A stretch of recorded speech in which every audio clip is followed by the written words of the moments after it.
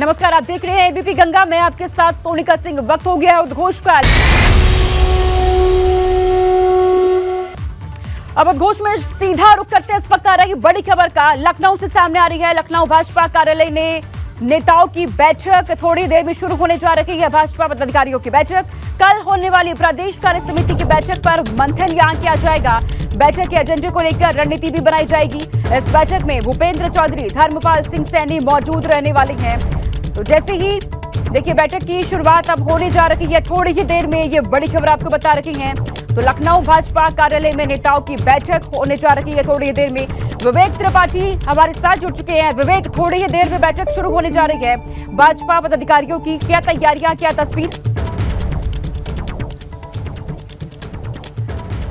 सोनिका, देखिए 5:30 बजे ये बैठक शुरू होगी। कार्यकारिणी की बैठक है भारतीय जनता पार्टी की। चूंकि कल कार्य समिति की बैठक होनी है, बहुत महत्वपूर्ण बैठक मानी जा रही है। 2024 का जो चुनाव होना है उससे पहले की, यानी अभी दिल्ली में जो राष्ट्रीय कार्य समिति की बैठक हुई थी उसमें प्रदेश अध्यक्ष का दोबारा चुनाव हुआ था। नड्डा जी को दोबारा माफ कीजिएगा, राष्ट्रीय अध्यक्ष का चुनाव हुआ था और राष्ट्रीय अध्यक्ष उनको दोबारा घोषित किया। अब यहाँ पर यह भी कहा जा रहा है कि आज की बैठक में चूंकि कार्यकारिणी के सारे लोग आएंगे, आप देख रहे हैं सामने जो इंदिरा गांधी प्रतिष्ठान है वहाँ पर पूरी तरह से ये सज चुका है। पूरा मंच अंदर हॉल है जहां पर जो भारतीय जनता पार्टी के कार्यकारिणी सदस्य हैं वो पहुंच चुके हैं। हालांकि प्रदेश अध्यक्ष जो वो अभी यहां नहीं आए हैं और तमाम संगठन के लोग नहीं आए, लेकिन पंकज सिंह आ चुके हैं हमारे सामने। अभी हमने उनको देखा, पंकज सिंह को। विजय बहादुर पाठक जो MLC हैं वो भी आ चुके हैं और तमाम जो कार्यकारिणी के सदस्य हैं वो आते जा रहे हैं। 5:30 बजे बैठक शुरू होगी और कल का एजेंडा, यानी कल क्या एजेंडा रखा जाना है, उन एजेंडों पर चर्चा होगी। कुंवर बासित अली जैसे जो अल्पसंख्यक प्रकोष्ठ के हैं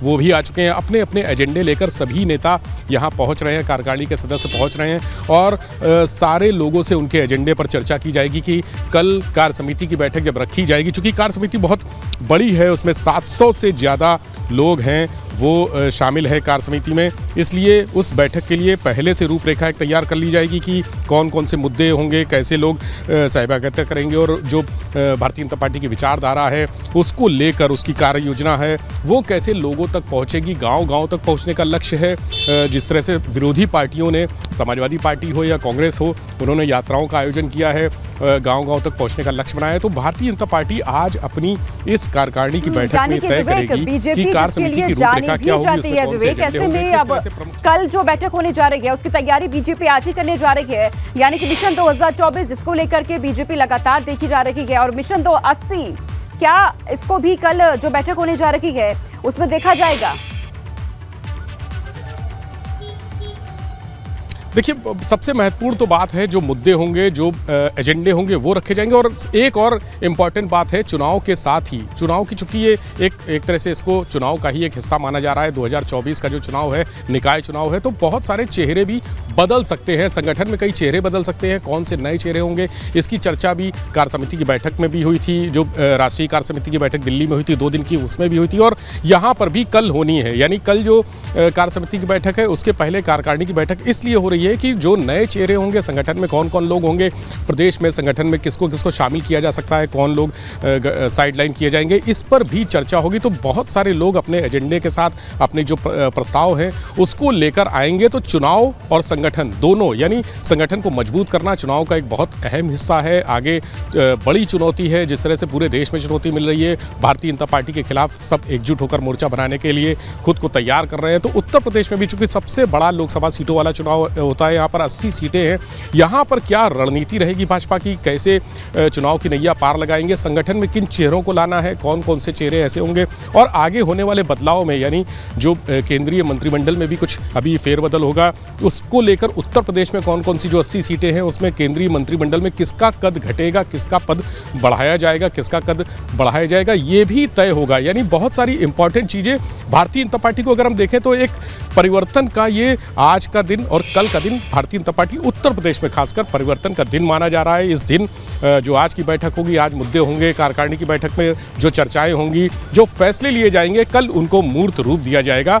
कार्य समिति की बैठक में मुख्यमंत्री योगी आदित्यनाथ इस बैठक में मुख्य अतिथि के तौर पर यह माना जा रहा है कि जो पहला सेशन होगा उसमें योगी आदित्यनाथ आ सकते हैं, शामिल होंगे और उसके बाद तमाम जो अन्य सेशन होंगे धीरे धीरे, उसमें पार्टी के वरिष्ठ नेता पदाधिकारी वो उसको बैठक को संबोधित करेंगे, अध्यक्षता करेंगे। तो दोनों चीज़ें, चुनाव और संगठन को लेकर जो तैयारियां हैं, जो चेहरे नए सामने आने हैं, उनको लेकर चर्चा होगी। प्रस्तावों पर हर आदमी, हर कार्यकारिणी का हर सदस्य एक प्रस्ताव अपनी तरफ से ला रहा है कि किस तरह से उसकी क्या भूमिका होगी, और यही प्रस्ताव उसकी आगे की भविष्य की भूमिका को तय करेंगे कि प्रदेश की जो कार्यकारिणी है उसमें आगे भविष्य उनका क्या होगा। ये आज इस बैठक में चर्चा। बहुत शुक्रिया विवेक, तमाम जानकारी हम तक पहुंचाने के लिए। आगे रुक करते हैं, बड़ी खबर गोंडा से सामने आ रही है। कुश्ती संघ के सहायक सचिव विनोद तोमर का बड़ा बयान सामने आया है।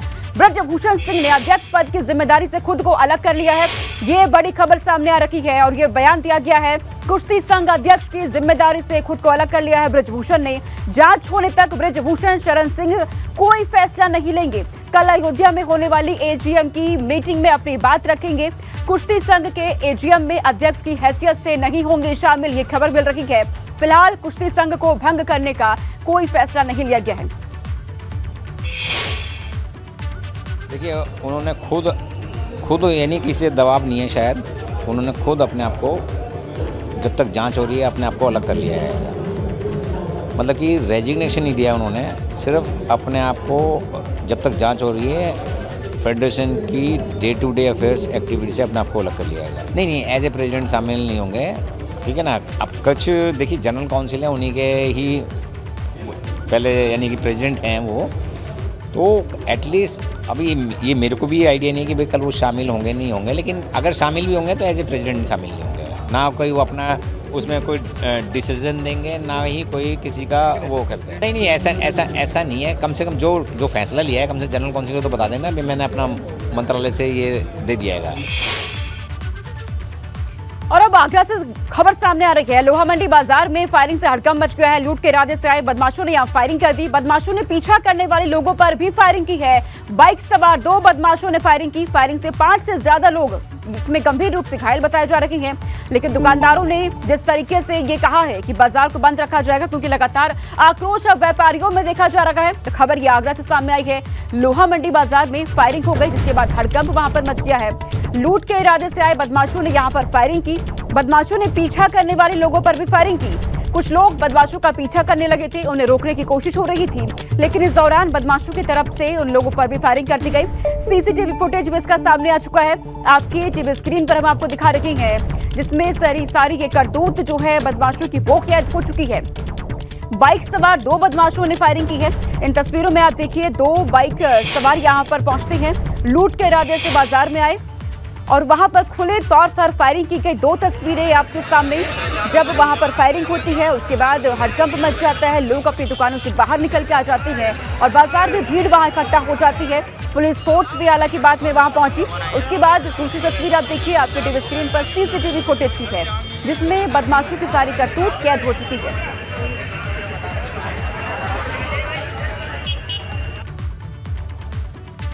ये संज्ञान में आया है कि 1 घंटा पहले लगभग यहाँ ये जो दुकान है सराफा की, इसमें ये रिपेयर का काम करते हैं। लेकिन आज कोई ग्राहक इनके पास आया जो शादी के लिए महिलाएं आई थी। इनका कहना है कि किसी दूसरे ज्वेलर से कुछ चेन लाके उनको दिखा रहे थे, तभी एक लड़का अंदर घुसा जिसके हाथ में हथियार था। उसने इनके झपट्टा मार के वहाँ से चेन छीन ली है और उसके साथ एक लड़का और था भागने में।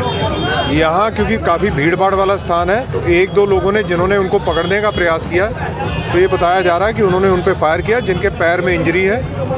अभी तक की जो जानकारी है, एसएन मेडिकल कॉलेज में मैंने अपने ऑफिसर्स को भेजा है, वो आउट ऑफ डेंजर है, जिनको बुलेट इंजरी हुई है। लेकिन यहाँ से भागने के बाद ये पता चल रहा है कि शायद संभवतः ये 3 लोग थे जो एक मोटरसाइकिल पे थे, जिन्होंने यहाँ लूट की घटना की है और उसके बाद फायरिंग की है। अभी एसएन मेडिकल कॉलेज में मैंने पता किया था कि 3 लोगों के बुलेट इंजरी है, लेकिन ये बताया जा रहा है कुछ और लोग भी छर्रे लगने से घायल हैं, लेकिन सभी आउट ऑफ डेंजर हैं। जो 3 लोग हैं एसएन मेडिकल कॉलेज में, वो जाके मैं देखूंगा अभी, लेकिन प्रिलिमिनरी जो वहाँ डॉक्टर से बात हुई, सभी आउट ऑफ डेंजर है। और अमरोहा से बड़ी खबर सामने आ रही है, जहां रफ्तार का कहर देखने को मिला है। तेज रफ्तार इको कार और ट्रैक्टर ट्रॉली में भिड़ंत हो गई। हादसे में कार में बैठे 6 यात्री गंभीर रूप से घायल बताए जा रहे हैं। घायलों को इलाज के लिए अस्पताल में भर्ती कराया गया। दिल्ली की ओर से अमरोहा सवारी लेकर आ रही थी ये कार। गजरौला थाना क्षेत्र के NH9 पर यह पूरा हादसा हुआ है। उसके बाद की तस्वीर आपकी टीवी स्क्रीन पर। तेज रफ्तार इको कार और ट्रैक्टर ट्रॉली में भिड़ंत देखी गई। हादसे में कार में बैठे 6 यात्री गंभीर रूप से घायल हो गए हैं। घायलों को इलाज के लिए अस्पताल में फिलहाल भर्ती करा दिया गया है। तो दिल्ली की ओर से अमरोहा सवारी लेकर ये कार आ रही थी, लेकिन जिस तरीके से भिड़ंत हुई है कार की और ट्रैक्टर की, उसमें कई लोग घायल बताए जा रहे हैं। हादसे में कार में बैठे 6 लोग गंभीर रूप से घायल हो चुके हैं। ये भीड़ आप देखिए, उसके बाद लोग वहां पहुंचते हैं, लोगों को बचाने की कोशिश की जाती है, लेकिन कुछ लोग गंभीर रूप से घायल और उन्हें अस्पताल में भर्ती कराया गया। और अब खबर कानपुर से सामने आ रही है। कानपुर के चर्चित बिकरू कांड की सह आरोपी खुशी दुबे की आज से रिहाई हो सकती है। आज ये खबर मिल रही है। आपको बता दें कि बिकरू कांड में 8 पुलिसकर्मियों की हत्या कर दी गई थी। हत्या का आरोप कुख्यात विकास दुबे की भांजे अमर दुबे पर लगा था। अमर दुबे पुलिस एनकाउंटर में मारा गया था, जबकि पुलिस ने अमर दुबे की पत्नी खुशी दुबे को गिरफ्तार किया था। उसी मामले में करीब 30 महीने तक जेल में रहने के बाद खुशी दुबे की आज रिहाई हो सकती है। खुशी दुबे के वकील शिवकांत दीक्षित ने कहा कि आज खुशी दुबे जेल से निकल जाएगी। तो लंबे समय से इंतजार कर रही है रिहाई का और आज हो सकती है। कारागार में बंद खुशी दुबे अभी भी अपनी रिहाई का इंतजार कर रही हैं। कुछ कानूनी दांव पेंच के चलते खुशी की रिहाई अभी रुकी हुई है। हमारे साथ खुशी दुबे के वकील मौजूद हैं, हम उनसे बात करेंगे कि आखिर ये रिहाई क्यों रुकी है और इसमें अभी कितने पेंच फंसे हुए हैं। सर ये बताइए कि खुशी की जमानत तो मंजूर हो चुकी है, लेकिन रिहाई जो है अभी भी कश्मकश में फंसी हुई है, क्या है मामला? देखिए, खुशी को 2 मुकदमों में जेल में रखा गया था। एक फर्जी सिम वाले मामले में जिसमें कल रिहाई परवाना जा चुका है और उसकी रिहाई हो चुकी है। एक दूसरा जो मेन बिकरू कांड है जिसमें उसके ऊपर 17 धाराएं लगी हुई हैं, उसमें सारी सिक्योरिटीज़ दाखिल कर दी गई हैं। जो रजिस्ट्रार ऑफिस से वेरिफिकेशन आया था उसमें कुछ त्रुटि थी, जिसके कारण कल कोर्ट ने उसे स्वीकार नहीं किया था और वापस कर दिया था। आज उस त्रुटि का निवारण हम लोगों ने कर दिया है। बाय हैंड रजिस्ट्रार ऑफिस से एक आदमी आ रहा है उनका और अभी डिपॉजिट कर देगा और सब कुछ अगर ठीक रहा, कोई नया अपवादित सर्कमस्टांसेस दशाएं नहीं बनी, तो उसकी रिहाई आज हो जाएगी। खबरों का रुख करते हैं। यूपी की नदियों में बड़े निवेश का प्रस्ताव। गंगा, गोमती और सरयू में चलेंगे क्रूज और खुलेंगे 7 स्टार होटल। पर्यटन विभाग को मिले 37,000 करोड़ के निवेश प्रस्ताव। अयोध्या, वाराणसी, लखनऊ समेत बड़े शहरों में खुलेंगे 3 से 5 सितारा hotel. Eco tourism wellness centre भी खोले जाएंगे। इन्वेस्टर समिट से पहले ही पर्यटन विभाग को 37,000 करोड़ के निवेश प्रस्ताव मिले हैं। देश विदेश की 431 कंपनियों ने MOU साइन किए हैं। सरकार ने पर्यटन विभाग को 40,000 करोड़ के निवेश का लक्ष्य दिया है। इसी के साथ आपको यह भी बता दें कि विभाग को 15,433 करोड़ के निवेश से 214 होटल निर्माण के प्रस्ताव भी मिले हैं। 4,512 करोड़ के निवेश से 57 रिजॉर्ट और 680 करोड़ से 16 इको टूरिज्म प्रोजेक्ट प्रस्ताव मिले हैं। 441 करोड़ से 10 रिवर क्रूज प्रोजेक्ट और 173 करोड़ से 10 योगा और वेलनेस सेंटर प्रोजेक्ट के प्रस्ताव मिले हैं। 150 करोड़ से 5 थीम पार्क प्रोजेक्ट और 500 करोड़ के निवेश प्रस्ताव से कई प्रोजेक्ट इस तरीके से बनाए जाएंगे। तो देखिए, अब लगातार निवेश का प्रस्ताव यूपी की नदियों में और बढ़ रहा है।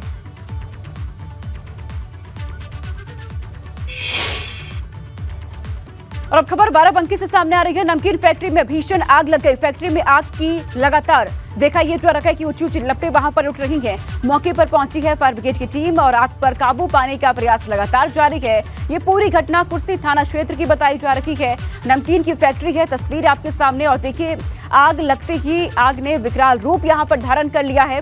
धुएं का गुबार आप देखिए आसमान तक पहुंच रहा है। हालांकि दमकल की गाड़ियां वहां पर मौजूद है जो आग पर काबू पाने का प्रयास लगातार कर रही है। कई गाड़ियां मौजूद है। फैक्ट्री में आग की ऊंची ऊंची लपटें उठती हुई नजर आ रही है। आपकी टीवी स्क्रीन पर तस्वीरें। बाराबंकी से ये खबर है। नमकीन फैक्ट्री में भीषण आग लगी और धीरे धीरे विकराल रूप धारण कर लिया। और उधर कानपुर में चलती बाइक में आग लग गई। बर्रा बाईपास के पास चलती बाइक में आग लग गई। बाइक सवार ने कूदकर अपनी जान बचाई और देखते ही देखते आग में जलकर बाइक पूरी तरीके से राख हो गई। बर्रा थाना क्षेत्र की ये घटना बताई जा रही है। चलती हुई बाइक में अचानक से आग लग गई। तस्वीर आप देखिए, बाइक सवार ने हालांकि कूद करके खुद की जान तो बचा ली, लेकिन देखते ही देखते ये बाइक आग का गोला बन जाती है। ये देखिए पूरी तरीके से राख हो गई बाइक, लेकिन गनीमत रही कि बाइक सवार ने कूद करके अपनी जान बचा ली। बाइक देखिए पूरी तरीके से यहाँ पर जल चुकी है। बर्रा थाना क्षेत्र की ये पूरी घटना बताई जा रही है। ये खबर कानपुर से सामने आई है, ये वीडियो आपके सामने। तो चलती हुई बाइक में अचानक से आग लग गई और हालांकि ये जानकारी है कि जो बाइक सवार है उसने कूद करके खुद की अपनी जान बचा ली, लेकिन जैसे ही आग लगती है इस बाइक में और देखते ही देखते पूरी की पूरी बाइक यहाँ जल करके राख हो चुकी है। आग का गोला ये बाइक वहां पर बन गई, लेकिन बाइक सवार ने वहां पर समय रहते कूद करके अपनी जान बचा ली। ये गनीमत रही इस मामले में, पर बाइक पूरी तरीके से जलकर खाक हो चुकी है।